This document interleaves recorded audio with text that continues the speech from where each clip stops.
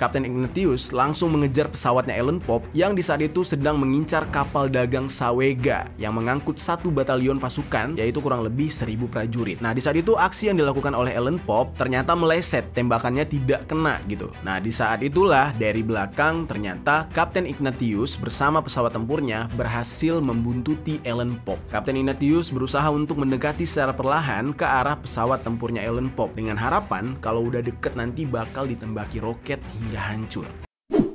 Yo geng, tekan tombol subscribe geng.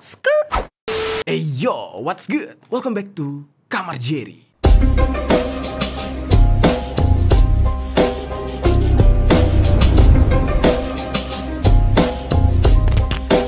Geng-geng, pembahasan kita kali ini tentang seorang pilot yang bernama Ellen Pope. Dia ini merupakan seorang mata-mata atau agent dari CIA yang pernah terlibat di beberapa konflik yang ada di Asia, termasuk di negara kita Indonesia. Nah, orang ini pernah terlibat di dalam sebuah kegiatan separatis yang bermaksud untuk menggulingkan pemerintahan Presiden Soekarno. Nah, tapi sayangnya dari beberapa misi dia di Asia yang berhasil dia lakukan, dia justru gagal di tangan rezim pemerintahan Presiden Soekarno. Di saat itu dia ditangkap, dia dipenjara, namun dia tidak langsung dieksekusi ataupun dipulangkan ke negaranya Amerika. Pintarnya Presiden Soekarno di saat itu menjadikan dia sebagai alat tukar. Jadi Ellen Pope ini dijadikan sebagai alat diplomasi oleh Presiden Soekarno kepada pihak Amerika. Nah, gimana nih cerita selengkapnya tentang kejadian yang seru ini? Langsung aja kita bahas di sisi lain.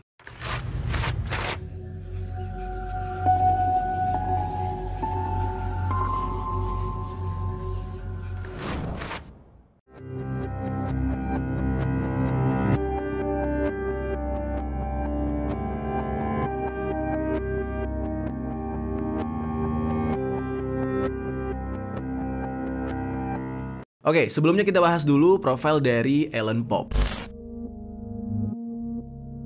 Dia lahir di Miami tanggal 20 Oktober tahun 1928. Nama panjangnya adalah Ellen Lawrence Pope. Nah, karena dia seorang agen CIA, otomatis banyak biodata dari keluarganya gitu ya. Dari mana background dia berasal itu disembunyikan atau di-hide. Nah, tapi ada beberapa data yang sempat bocor ke media tentang dia ini pernah berkuliah di Universitas Florida, tetapi tidak sampai selesai. Nah, setelah dia berhenti kuliah, dia memilih untuk ikut kursus menjadi seorang pilot di Texas, Amerika Serikat. Untuk pertama kali dia di dalam dunia kerja menjadi seorang co-pilot di perusahaan pesawat angkutan, jadi pesawat angkut barang gitu. Nah, di saat itu Amerika sedang gencar-gencarnya berperang dengan banyak negara. Salah satunya Amerika terlibat di dalam perang Korea. Pada tahun 1953, Ellen Pope tiba-tiba nekat untuk terlibat menjadi sukarelawan dalam perang Korea tersebut. Di dalam peperangan itu, Ellen Pope ini mendapatkan pengalaman dalam melaksanakan misi terbang pada malam hari menuju ke belakang garis pertahanan lawan. Yang mana ini sebuah misi yang benar-benar berbahaya, geng. Kalau ke gap, dia ditembak jatuh dan dieksekusi. Di dalam peperangan ini, dia selamat sampai perang berakhir. Dan setelah itu dia kembali ke Amerika Serikat. Dia bekerja di sebuah perusahaan penerbangan kecil dan memutuskan untuk menikah. Nama Ellen Pope di saat itu sudah mulai terdengar di Amerika Serikat, terutama untuk di dunia militer. Dan di saat itulah pihak CIA mencoba untuk mencari tahu tentang backgroundnya Ellen Pope, dan mereka tertarik nih dengan Ellen Pope ini karena dianggap dia itu sangat potensial untuk jadi agen di CIA. Ya, kalau kalian pernah nonton film-film perekrutan agen rahasia, detektif mata-mata, ya mirip kayak gitu. Jadi kehidupannya itu diikuti, kehidupannya itu diintip setiap hari. Setelah dirasa oke, cukup klop, sempurna, barulah dia direkrut dan diajak untuk bergabung menjadi bagian dari CIA. Untuk menjadi seorang agen CIA, agen ya yang bisa dikatakan ini benar-benar andalannya Amerika Serikat, itu nggak gampang dan bukan perkara yang mudah. Ibaratnya tuh kayak lu ngejual jiwa lu ke mereka. Nih, hidup gua udah untuk negara, hidup mati gua negara yang punya. Nah, di saat itu Ellen menyetujui ajakan untuk bergabung dengan CIA dan dia langsung menceraikan istrinya. Nah, setelah dia menjadi anggota CIA, Ellen Pope ini bergabung dengan Civil Air Transport atau disingkat dengan CAT. Nah, ini merupakan sebuah perusahaan kamuflase CIA dalam menjalankan berbagai misi mereka di berbagai belahan dunia. Jadi mereka itu memang sengaja disebar oleh pemerintah Amerika Serikat untuk menjadi mata-mata. Ada beberapa perusahaan lain yang dimiliki oleh CIA, salah satunya itu ada perusahaan Intermountain, lalu ada Southern Air Transport, dan juga ada Air America. Nah, untuk tugas awalnya, Ellen Pop ditempatkan di Taiwan, yang mana ini merupakan pusat dari perusahaan CAT tersebut, sebelum akhirnya dia dipindahkan lagi ke Vietnam. Selama di Vietnam, dia ini menjadi seorang kapten untuk pesawat C-47 Dakota. Dan selama di Vietnam, dia tinggal di sebuah kota yang bernama Saigon. Di dalam penyamarannya, dia harus menikah dengan wanita lokal asal Vietnam. Jadi biar nggak kelihatan banget kalau dia ini seorang agent. Seolah-olah dia datang ke Vietnam itu hanya sebagai seorang turis, lalu lagi liburan, dan ya jatuh cinta sama warga lokal dan menikah. Hal ini ya banyak terjadi nih di negara kita juga, ya terkhususnya di Bali gitu. Nah, selama dia menikah dengan wanita lokal tersebut, dia tidak pernah menceritakan backgroundnya dia siapa. Jadi istrinya ya hanya tahu kalau dia itu bekerja untuk perusahaan asing. Lalu kemudian tibalah di mana dia harus melaksanakan tugasnya. Dia melaksanakan misi melakukan serangkaian penerbangan berbahaya di Vietnam dan Laos. Misinya itu cukup beresiko, yaitu mengangkut senjata api dan juga kebutuhan logistik atau melakukan penerjunan secara rahasia. Jadi dia terjun payung ya pada malam hari, misalkan turun di sebuah hutan gitu ya, yang mana itu nggak pasti dia akan mendarat di mana. Apakah dia bisa selamat, apakah dia langsung disambut oleh binatang buas, atau justru jatuh ke jurang, nggak ada yang tahu. Tapi Ellen Pop ini selalu berhasil menjalankan misinya. Ellen Pop dikenal sebagai orang yang penyendiri. Dia ini nggak banyak omong. Sebagai seorang agen rahasia, dia itu terlihat sangat dingin. Tapi ini orang kalau ditugaskan dimanapun, dia akan siap. Apalagi untuk melindungi sebuah wilayah. Dia akan menetap di wilayah tersebut, melindungi wilayah itu dari serangan udara. Di saat itu bahkan dia pernah masuk ke wilayah kawasan Dien Bien Phu ketika benteng Prancis dikepung oleh pasukan Viet Minh di bawah pimpinan Ho Chi Minh dan Jenderal Vo Nguyen Giap di dalam perang Vietnam untuk mengirimkan suplai makanan ke sana. Nah, di kalangan militer dia dikenal sebagai tentara bayaran atau agent CIA yang tidak kenal rasa takut. Jadi kalau kita lihat di film-film ada agent CIA yang berani masuk ke dalam gedung-gedung sendiri, menjalani misi sendiri, berantem sama banyak orang. Nah, ini adalah versi kisah nyatanya, geng. Jadi Ellen Pop ini dia akan menuntaskan semua misi yang ditugaskan untuk dia selama dia dibayar. Jadi kayak John Wick gitu. Jadi bisa dibilang dia ini adalah John Wick-nya Amerika dari CIA. Sekarang kita masuk ke dalam pembahasan. Ellen Pop membantu PRRI Permesta, yaitu kelompok separatis yang tidak sejalan dengan kebijakan Presiden Bung Karno.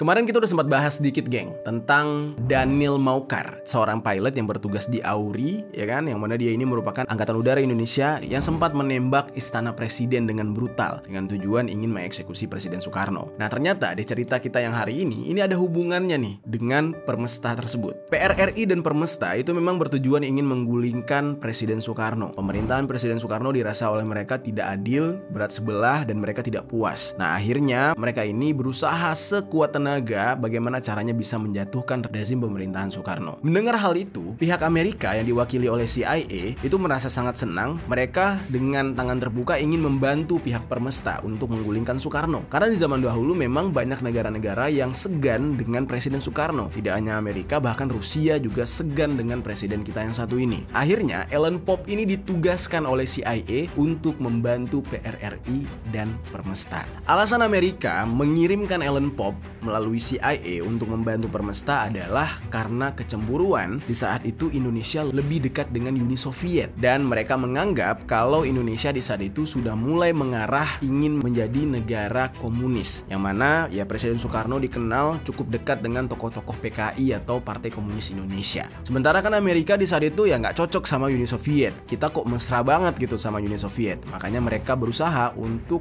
menggulingkan pemerintahan Presiden Soekarno.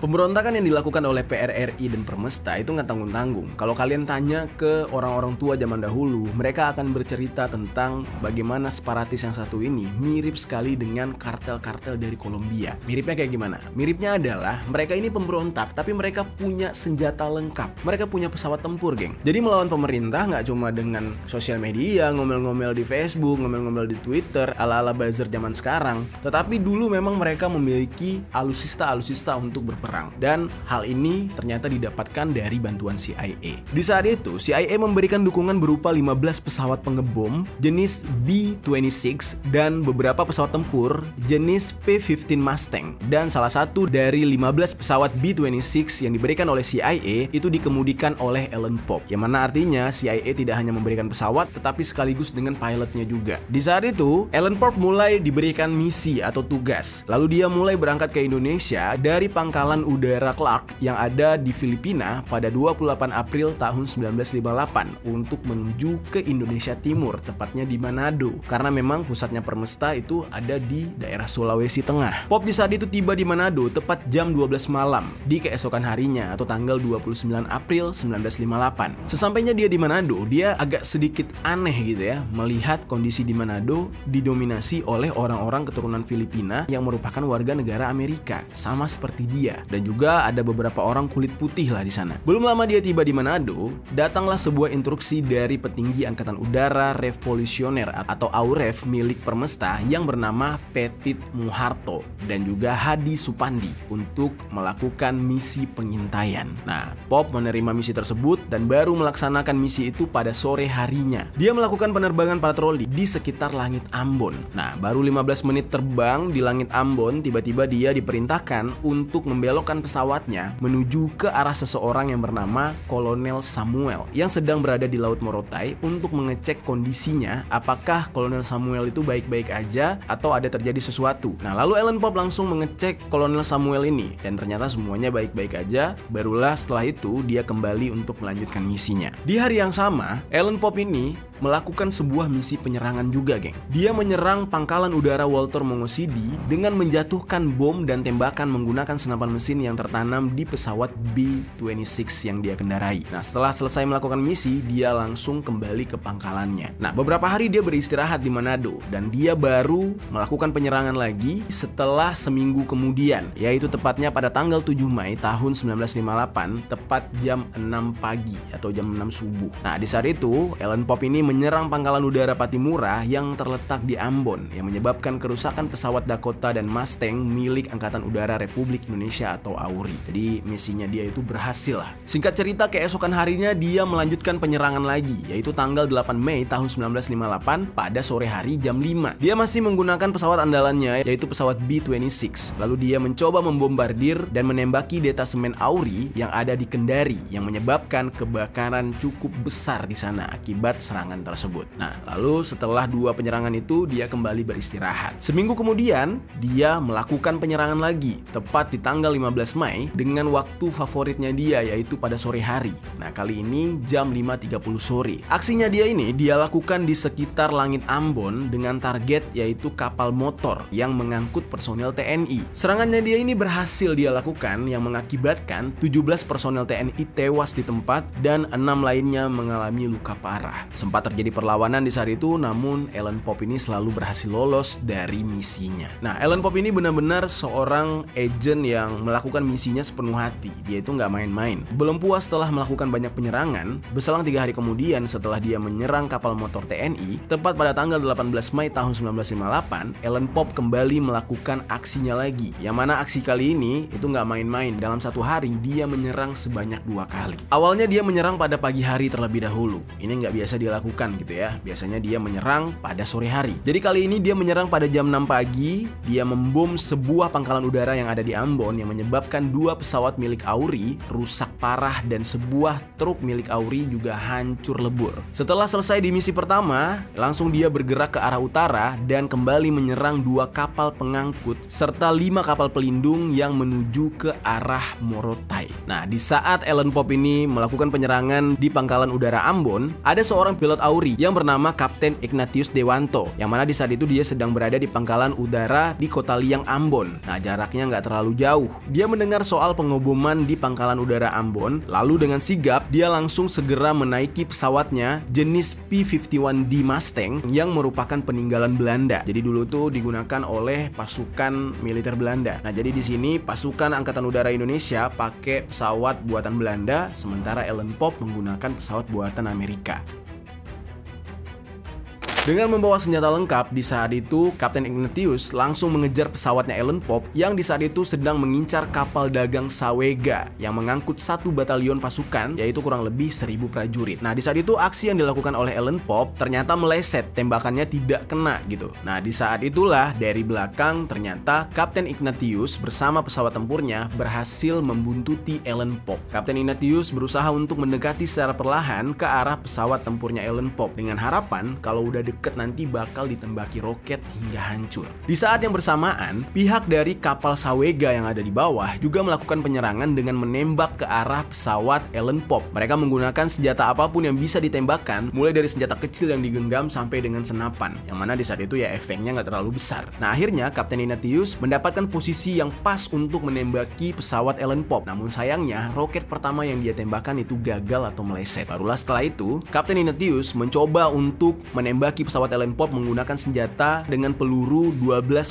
mm yang akhirnya berhasil merusak sayap bagian kanan dari pesawatnya Ellen Pope. Nah, lalu pesawat itu kemudian berhasil dilumpuhkan dan terbakar lalu menukik jatuh ke arah laut. Sedangkan Ellen Pope dan seorang Deserse Auri yang bernama Sersan Mayor Jan Harry Rantung yang menjadi operator radio Permesta langsung melompat menggunakan parasut. Nah, jadi ternyata di saat itu Ellen Pope tidak sendiri. Dia bersama seorang pengkhianat yang ikut berjuang bersama Permesta. Oke, pembahasan kita hari ini masih berhubungan dengan semangat kemerdekaan karena kita masih merayakan kemerdekaan Republik Indonesia yang ke-78. Dirgahayu negeriku tercinta. Nah, mari kita bahas. Jadilah di saat itu Ellen Pope dan juga Sersan Mayor Jan Harry Rantung terdampar di sebuah lokasi yang bernama Pulau Hatala yang terletak di sebelah barat kota Ambon dengan kondisi kaki patah dan menderita luka-luka. Ellen Pope di saat itu tersangkut di sebuah pohon kelapa, sementara partnernya Harry itu terjatuh ke laut. Harry berusaha untuk berenang ke tepi pantai, kemudian dia sempat melihat Ellen Pope yang sedang bergelantung di pohon kelapa. Nah, dengan kondisi terlunta-lunta dia segera mencoba untuk menolong Ellen agar bisa turun dari pohon kelapa tersebut. Di saat itu Ellen Pope terlihat sangat kesakitan karena luka-luka di sekujur tubuhnya dan juga kondisi kaki yang patah. Akhirnya setelah menurunkan Ellen Pope, Harry ini berusaha untuk mencari air karena di saat itu mereka sudah dehidrasi. Nah, di saat dia sedang mencari air, tiba-tiba Harry malah kepergok oleh 2 personel Korps Komando Operasi Indonesia atau KKO dan akhirnya ditangkap. Nah, tidak jauh dari lokasi ditangkapnya Harry, pihak KKO juga sempat melihat Ellen Pope yang sedang terluka parah dan tidak berdaya. Akhirnya Ellen Pope juga ikut ditangkap. Saat ditangkap, pihak KKO atau pihak tentara Indonesia di saat itu semacam menemukan harta karun. Ternyata Ellen Pope ini membawa serta dokumen-dokumen yang berisikan catatan misi terbang dan identitasnya sebagai pilot yang diperintahkan Amerika untuk membantu pemberontakan Auref yang berada di bawah Permesta di Indonesia. Gila. Kegap tuh Amerika di saat itu, gimana nggak thanksin gitu ya. Tapi yang namanya Amerika benar-benar nggak ada rasa malu karena mereka sudah ikut campur, ketahuan pengen ngerecokin negara kita, ya mereka tetap tenang-tenang aja. Akhirnya dokumen ini menjadi sebuah bukti untuk mengecam pemerintahan Dwight D. Eisenhower yang saat itu menjadi presiden Amerika. Nah, berita tertangkapnya Ellen akhirnya dilaporkan dan sampai ke telinga markas CIA pada tanggal 18 Mei tahun 1958 pada malam harinya. Nah, direktur CIA pada saat itu bernama Allen Dulles. Dia langsung memerintahkan agen-agennya yang masih berada di daerah Filipina, Taiwan, Singapura untuk menghentikan seluruh aktivitas rahasia mereka dan pergi secara teratur dari negara-negara tersebut. Karena Ellen Pope sudah tertangkap, otomatis banyak rahasia yang akan terbongkar. Nah, mereka mulai takut nih, nanti semuanya bocor, para agen mereka ditahan, para agen mereka ketahuan. Walaupun sebenarnya para agen ini sudah disumpah kalau mereka nggak akan membocorkan rahasia apapun. Tapi ya yang namanya berjaga-jaga, CIA pun nggak mau ngambil resiko. Sekarang kita masuk ke dalam pembahasan upaya cuci tangan pihak Amerika atas segala yang terjadi.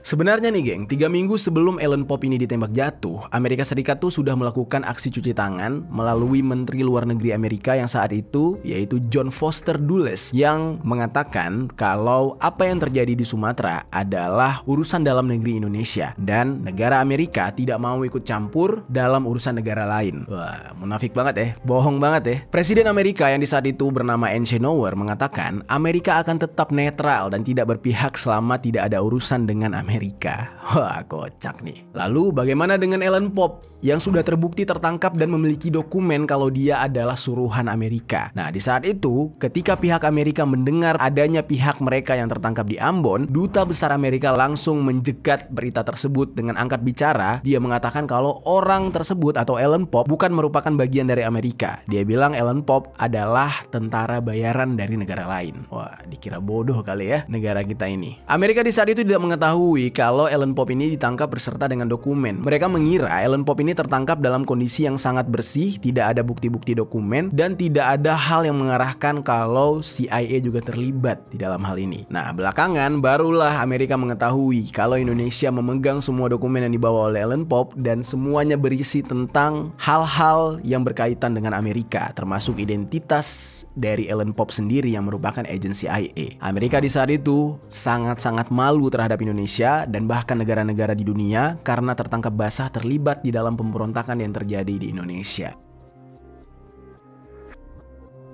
Di dalam hal ini, Amerika benar-benar kecewa sebenarnya dengan Ellen Pope. Tapi mau bagaimanapun, Ellen Pope sudah melaksanakan banyak misi yang berhasil dia lakukan. Dan di saat itu, padahal CIA sudah mempersiapkan prosedur yang mengharuskan tiap awak pesawat yang melaksanakan misi itu harus dengan cara yang bersih. Dan juga mereka disediakan pakaian khusus yang digunakan dalam misi tersebut dan benar-benar bersifat rahasia. Sehingga mereka tidak memiliki identitas apapun. Bahkan jenis benangnya pun dirahasiakan. Jadi kalau misalkan mereka pakai baju nih, terus mereka metong gitu ya, terus bajunya itu dicek tuh jenis benangnya berasal dari negara mana, itu bisa dites lab. Nah, Amerika bahkan sampai memikirkan ke ranah tersebut. Dan di saat itu ternyata liciknya Ellen Pope, dia tidak mau disalahkan sendiri. Karena dia tahu bagaimana liciknya negara dia, maka dia licik balik. Ellen Pope sadar betul kalau dia tertangkap dalam kondisi bersih, maka nantinya Amerika akan lepas tangan. Amerika tidak akan menganggap dia warga negara Amerika. Amerika akan bilang dia orang kulit putih entah dari negara Eropa mana, sehingga dia tidak ada yang menolong. Makanya di saat itu dia main aman. Lebih baik dia melakukan kecurangan sedikit namun tetap menjalankan tugas supaya menyelamatkan dirinya juga. Nah, akhirnya Ellen Pope membawa dokumen CIA yang berhubungan dengan identitasnya dia tuh kemana-mana, supaya sewaktu hari kalau tertangkap dia tidak hanya rugi sendiri, dia pengen CIA juga terlibat dan bertanggung jawab atas kerugian yang dia alami. Dan ternyata ya memang Ellen Pope ini orang pintar, terbukti semuanya. Apa yang dia alami dan apa yang dia curigai itu terjadi. CIA sempat membantah kalau Ellen Pope itu bukan bagian dari mereka. Namun ya apa boleh buat, dokumen sudah membuktikan. Mau tidak mau, Amerika tidak bisa cuci tangan dan harus menolong Ellen Pope. Oke, sekarang kita masuk ke dalam persidangan Ellen Pope.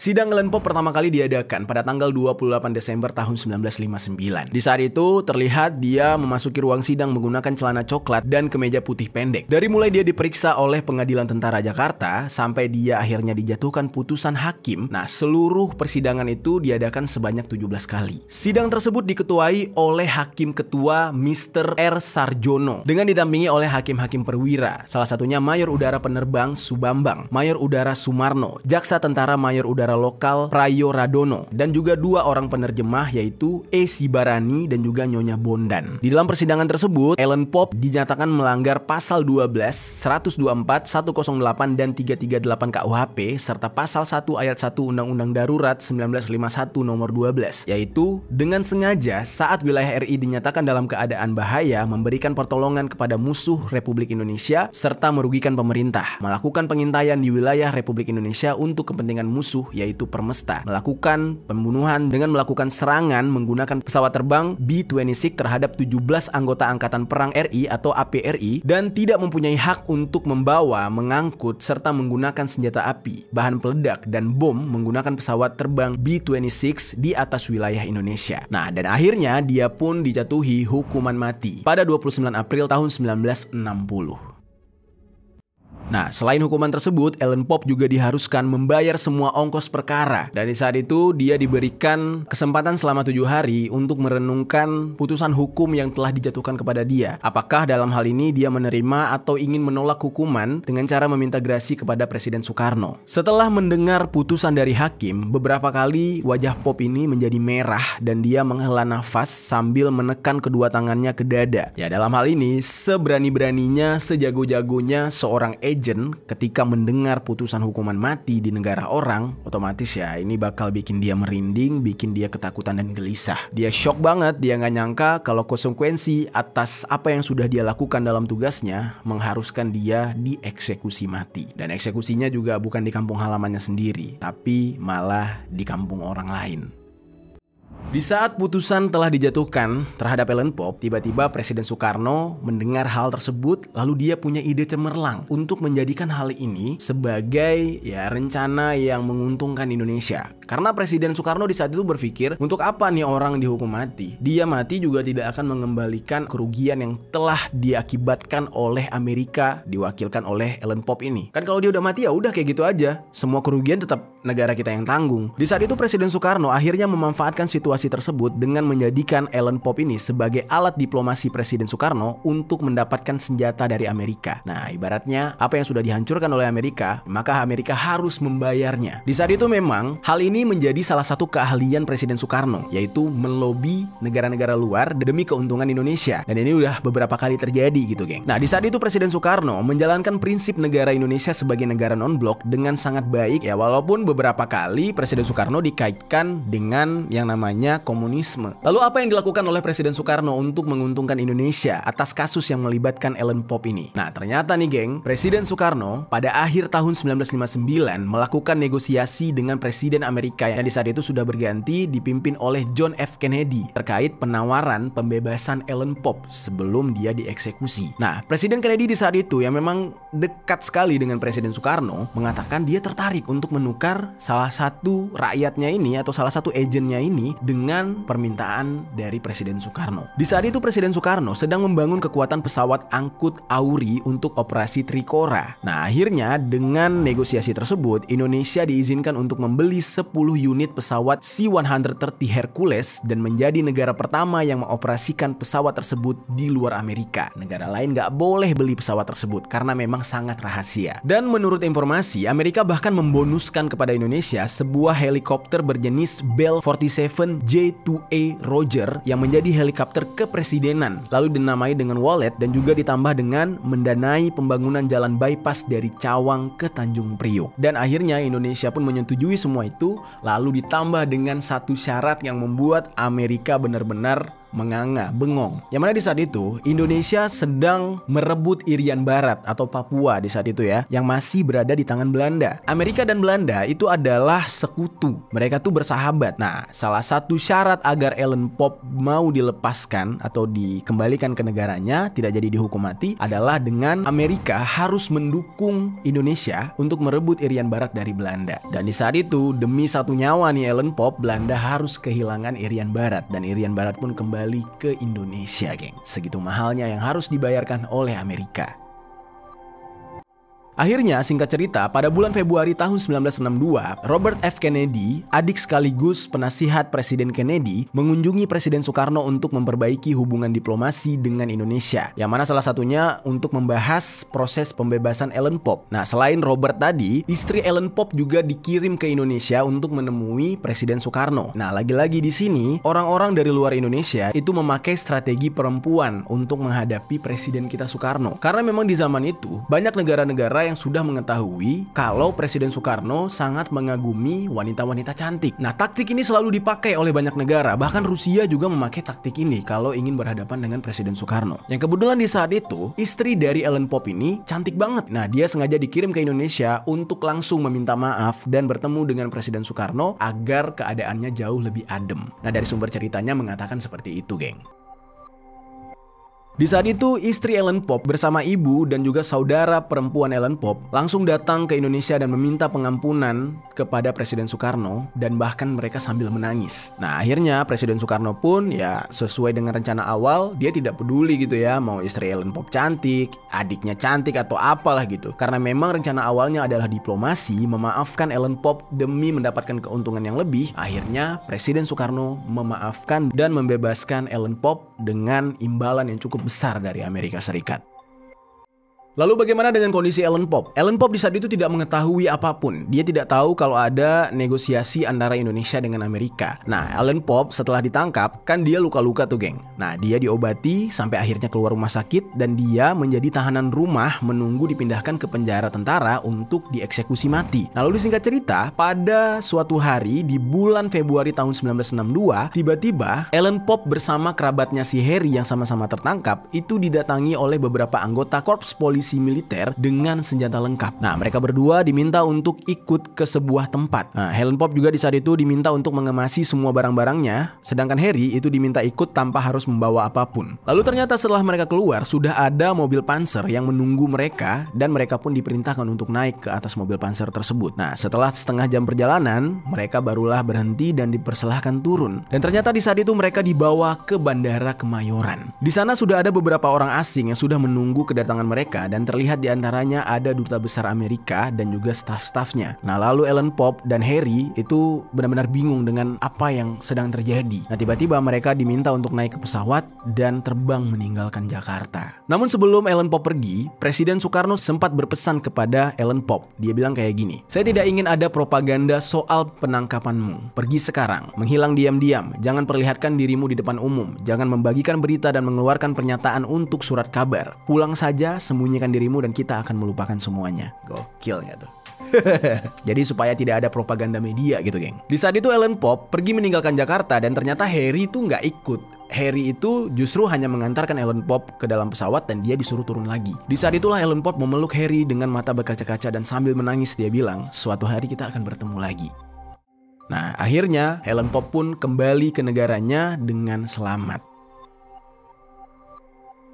Nah, singkat cerita, Ellen Pop pun bebas, Indonesia mendapatkan apa yang dimau, dan beberapa tahun kemudian Harry sebagai kerabatnya Ellen Pop itu mengaku pernah menerima undangan dari Ellen Pop yang saat itu bekerja di sebuah perusahaan penerbangan di California. Dan Harry sendiri setelah bebas, dia itu dipekerjakan di Kedutaan Besar Amerika di Jakarta dan mendapat pensiun dari kedutaan. Jadi justru dia disupport oleh Amerika. Nasib Ellen Pop setelah pulang ke negaranya, dia itu sempat disembunyikan oleh Departemen Luar Negeri Amerika dan dia menetap di Miami, hidup bersama istri dan anaknya. Namun tidak lama kemudian istrinya meminta cerai gara-gara ternyata Ellen Pop ini sudah mengalami gangguan mental yang mana dia itu orangnya jadi temperamen, emosional. Semua hal itu terdampak gara-gara tugas dia dalam melakukan misi-misi yang kejam.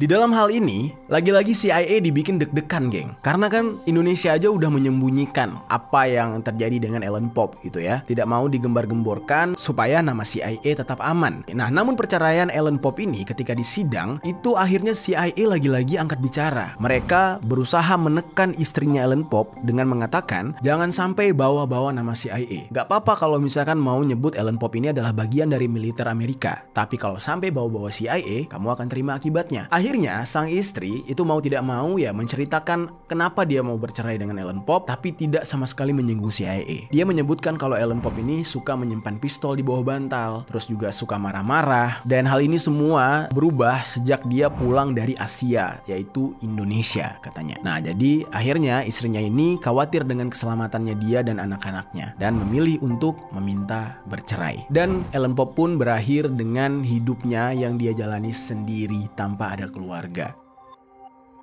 Lalu bagaimana dengan hadiah yang diberikan oleh Amerika untuk ditukarkan dengan kebebasan Ellen Pop? Nah, di sini ada sebuah kejadian nih, geng. Pada suatu hari nih ya, salah satu anak Presiden Soekarno yang bernama Guntur membaca sebuah berita tentang pembangunan jalan bypass Cawang Tanjung Priuk. Kemudian Guntur ini menanyakan kepada Presiden Soekarno, bener nggak, Pak, kalau pembangunan jalan tersebut merupakan barter dengan pembebasan Ellen Pop, yaitu salah satu agensi CIA yang tertangkap di Indonesia? Jawaban Presiden Soekarno di saat itu hanya tertawa kecil. Nah, lalu kemudian dia bangun dari tempat duduknya dan menuju ke toilet. Di toilet, Presiden Soekarno berteriak sambil bergurau kepada Guntur. Dia bilang kayak gini, semoga Amerika mengirimkan Ellen Pop yang lain sehingga dapat ditukar dengan Ava Gardner dan juga Yvonne De Carlo. Dan kedua orang yang disebutkan oleh Presiden Soekarno itu adalah bintang film Amerika yang terkenal akan kecantikannya. Karena memang presiden kita yang ganteng ini dikenal sebagai penakluk wanita ya, geng. Lalu ada sebuah informasi yang mengatakan setelah bebas dan selama sisa hidupnya pada tahun 1960-an, Ellen Pope kembali terbang untuk CIA di Vietnam. Nah lalu pada bulan Februari tahun 2005, di usianya dia yang ke-76 tahun, dia dianugerahi medali Legion of Honor oleh pemerintah Prancis atas perangnya dalam menyuplai barang-barang kebutuhan bagi pasukan Prancis yang sedang dikepung di Binh Phu pada tahun 1954. Jadi memang Ellen Pope ini ya berjasalah bagi militer Barat dan Amerika, geng. Nah itu dia geng kisah tentang Ellen Pope, salah satu agen CIA yang bertemu dengan sialnya di negara kita Indonesia.